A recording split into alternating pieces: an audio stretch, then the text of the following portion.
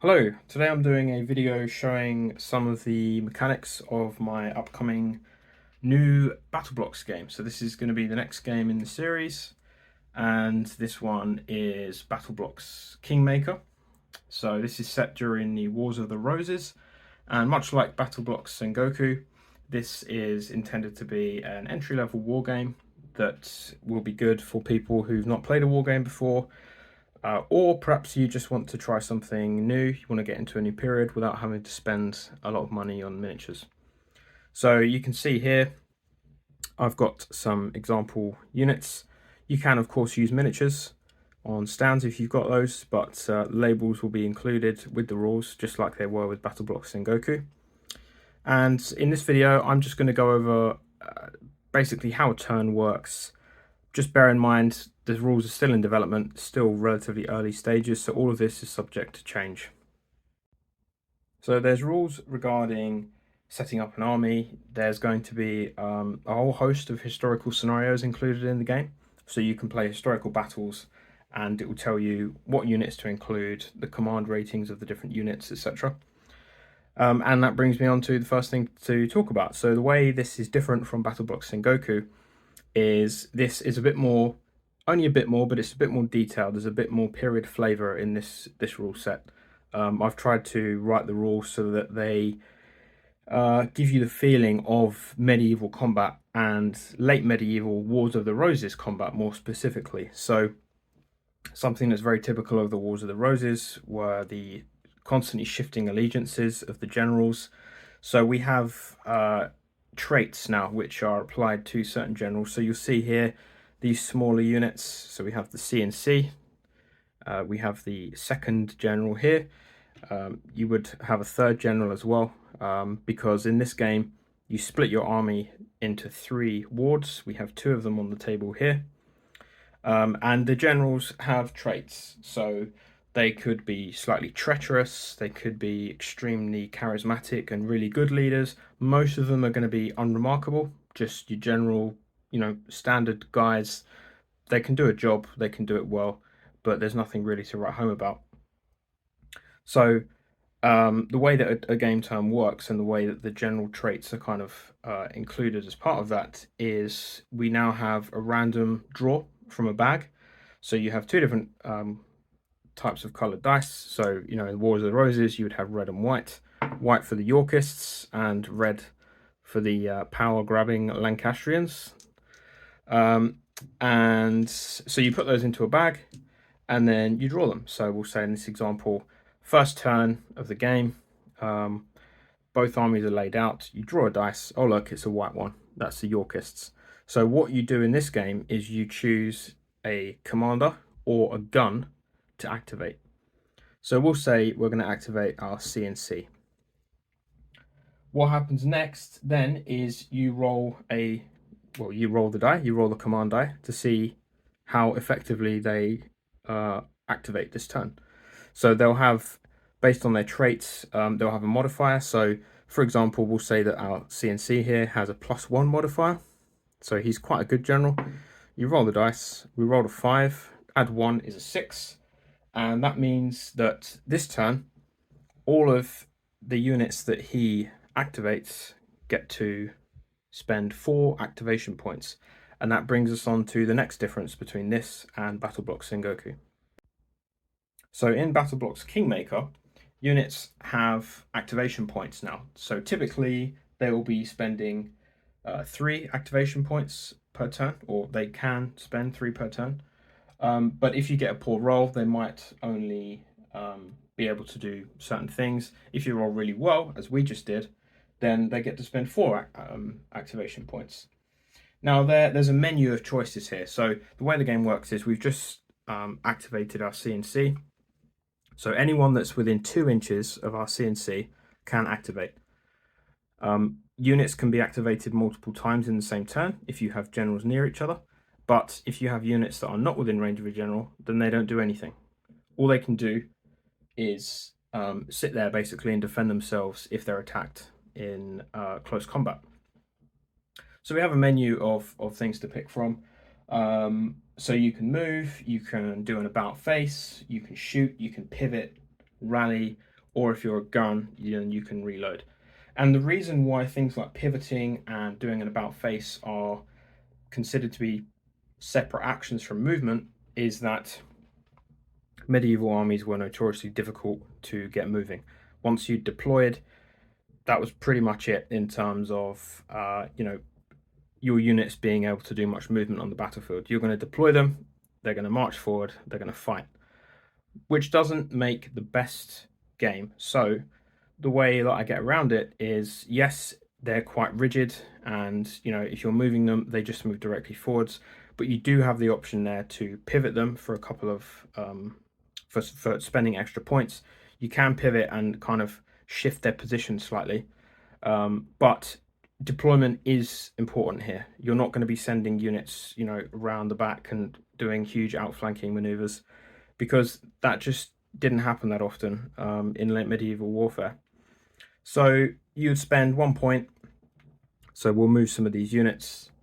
So for example, we can move, and we'll move these guys up 2 inches. All of these units here are within 2 inches of the general. The gun isn't, but the gun needs a separate activation anyway. So we can move all these guys up. So that's 1 action point spent. Now, if I wanted to, what you can do now is you move the general as well. Generals can move a bit further, so we'll just move him up here. That is, each of these units here has spent 1 action point. They've all got 4 they can spend. So this general is now within range of his units again. He can order them to attack again, or to advance again rather.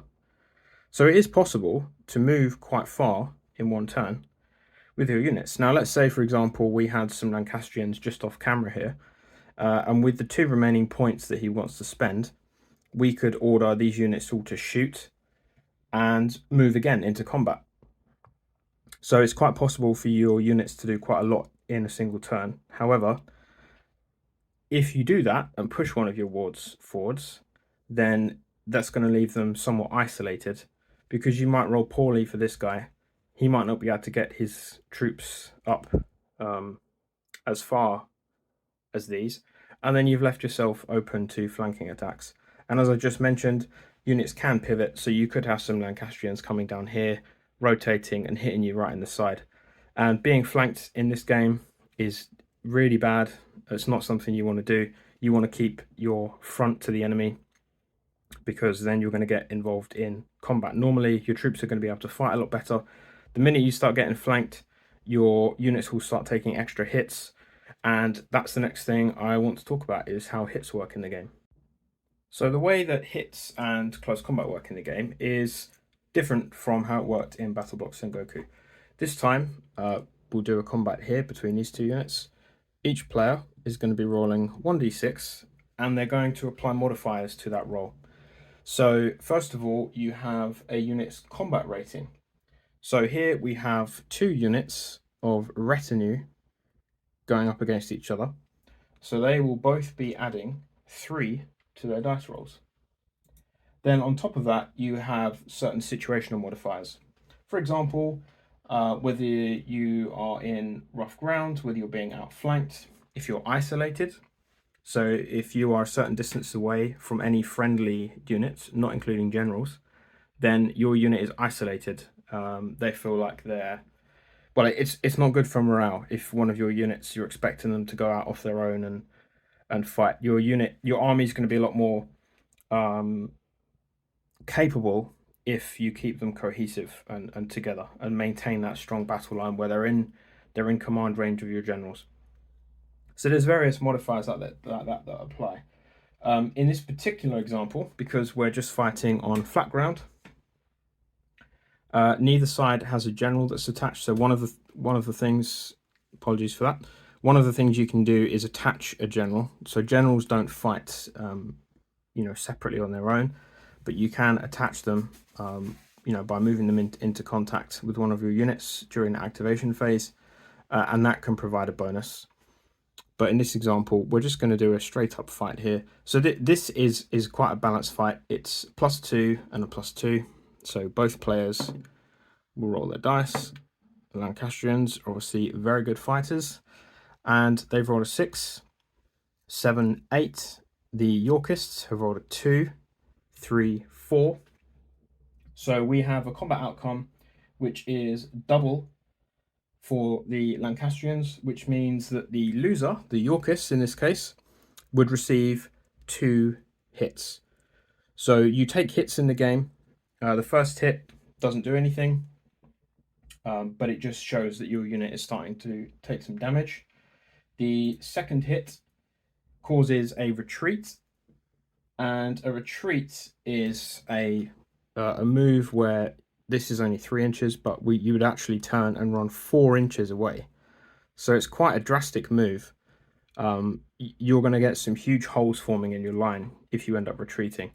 So in this example here, we would mark this unit here as having 2 hits. It's retreated. If you are forced to retreat through a friendly unit, so let's say, for example, that we had some levy foot just behind these Yorkists here, and they take a devastating attack from these brave Lancastrian soldiers here. They've smashed into them, beaten them by double in combat. The retinue foot turn and retreat. They can pass through friendly units, but this levy unit would now take a hit of its own. So that can cause further retreats. If you're causing a second hit, you can even cause a unit to become destroyed if that happens. And the reason that I've done that, and I've got these quite brutal retreat rules, is that there's plenty of examples through the Wars of the Roses where units would break, they would flee, it would cause these mass routs. Another thing as well, if you are forced to retreat into rough terrain, so never mind impassable, if you retreat into woodland, then your unit is destroyed as well. They just break and flee, and that is to give you the kind of thing that happened at the Battle of Towton, where you've got men running back into boggy, marshy areas, and they just flee. They're going to get run down.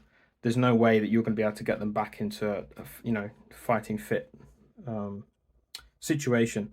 So retreats are quite brutal. Again, all of these rules are subject to change. Are still in a testing phase, but I like the fact that combat is quite decisive.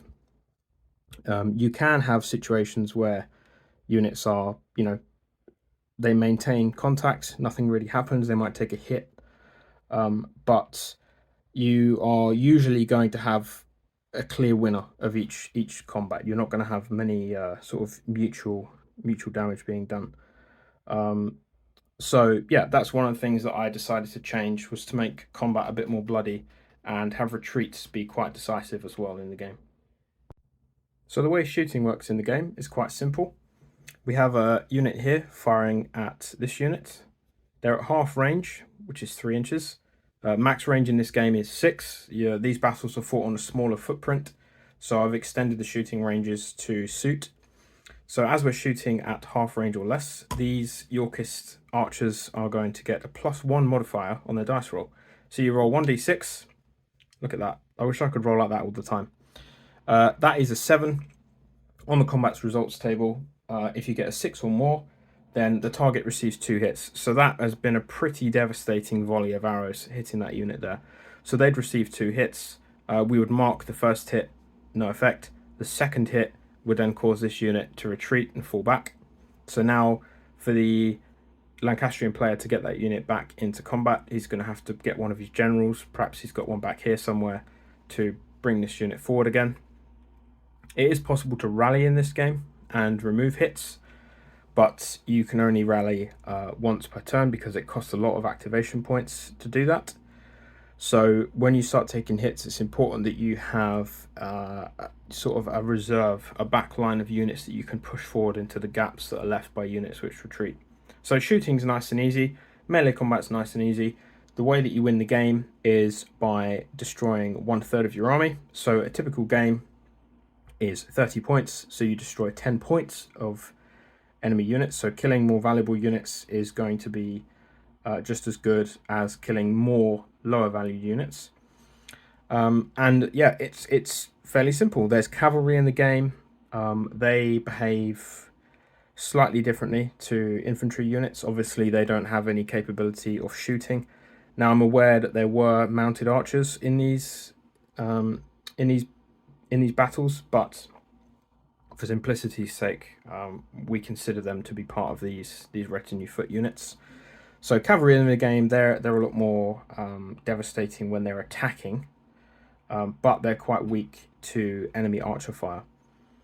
As I mentioned at the start of the video, there will of course be historical scenarios. I'm planning on including a number of those as part of the rules, and they will allow you to fight, the famous battles of the Wars of the Roses and see if you can change history. So this has been a brief overview of the very early stages of my new entry into the battle block system. Hopefully something that you think sounds interesting. If you have any thoughts, I'd love to hear them. Opinions, thoughts, suggestions, things that you like, things that you don't like. Definitely put them in the comments because I'm really keen to hear your thoughts. Just bear in mind that this is not meant to be a deep historical simulation of the Wars of the Roses. There are not many, but there are a few of those rule sets that already exist, and they're excellent. This is a entry-level sort of half an hour, 45-minute game that you can sit down and play, but one that makes you think, yeah, that felt like a Wars of the Roses battle. So leave your comments down below, let me know what you think, and thanks very much for watching. I'll see you in the next one.